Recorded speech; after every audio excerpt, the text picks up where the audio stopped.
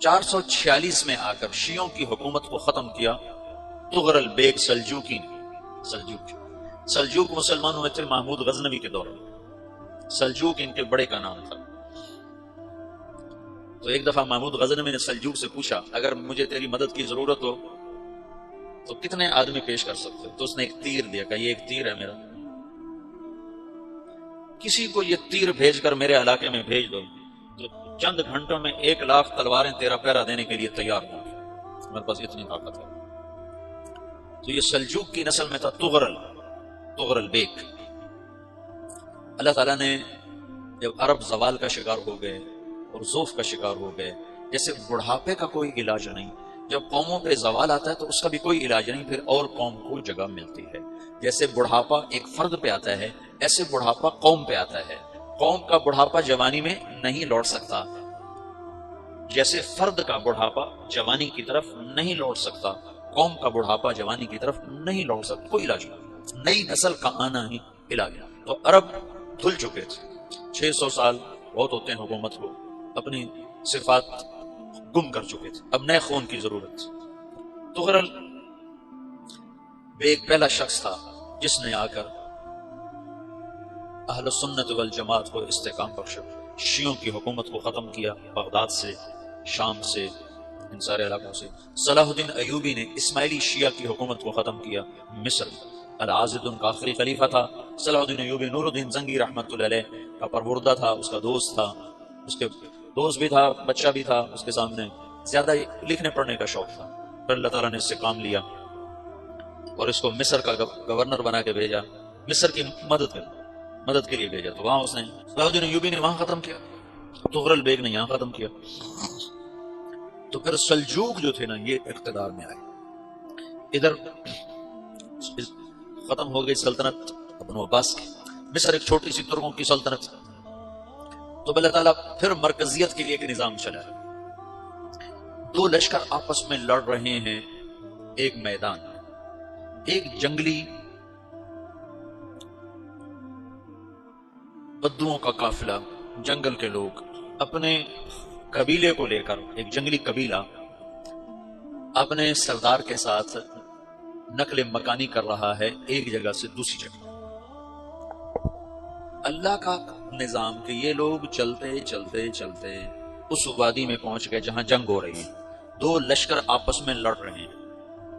جب یہ وہاں پہنچتے ہیں تو ایک لشکر کے قدم اکھڑ رہے ہیں اور دوسرا غالب آ رہا ہے۔ ان کو نہیں پتا شکست کھانے والے کون ہیں اور فتح پانے والے کون ہیں، ان کو نہیں پتا۔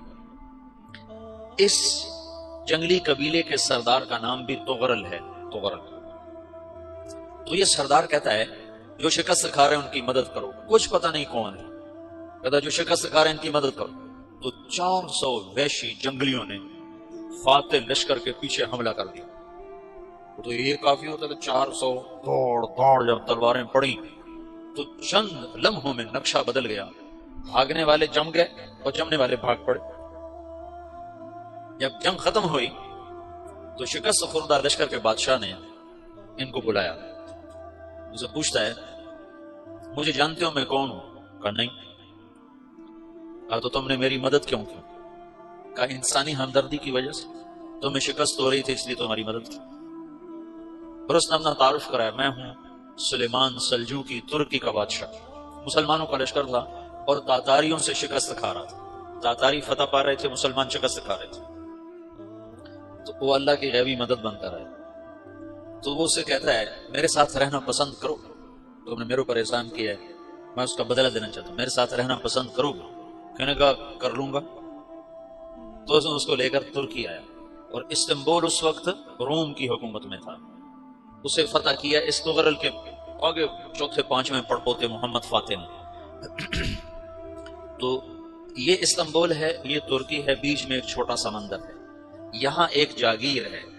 تو سلطان سلیمان کہتا ہے یہ جاگیر تجھے وقف ہے، ادھر سے رومی مجھے تنگ کرتے ہیں حملے کر کر کے، تو میرا دفاع کرتے رہنا، یہ جاگیر تیری۔ اس جاگیر پہ اس نے اپنے قافلے کو آباد کر دیا، اپنے قبیلے کو، اور ایک چھوٹی سی حکومت بنا دی، جو ایک صوبہ سمجھو سلیمان سلجوقی کا وہ ایک چھوٹا سا صوبہ ہے۔ وہاں جب یہ رہ پڑا تو پھر یہ ایک شیخ کے بیت ہوتا ہے وہاں شیخ طریقے میں، ان کے یہ بیت ہونے جاتے ہیں، وہ اس کو رات اپنے پاس ٹھہراتا ہے، تو ایک کمرے میں ان کو ان کا خادم ٹھہراتا ہے. یہ جب کمرے میں جاتا ہے تو سامنے دیوار میں تاکچے پر قرآن پڑا ہوا ہے. تو یہ تغرل بے کہتا ہے یہ کیا ہے، یہ کیا ہے؟ تو وہ خادم کہتا ہے یہ کتاب اللہ ہے، قرآن ہے. اچھا. وہ اس کو وہاں چھوڑ کے باہر چلا جاتا ہے. وہ دیہاتی آدمی، جنگل کا رہنے والا، پہلی دفعہ زندگی میں قرآن دیکھا.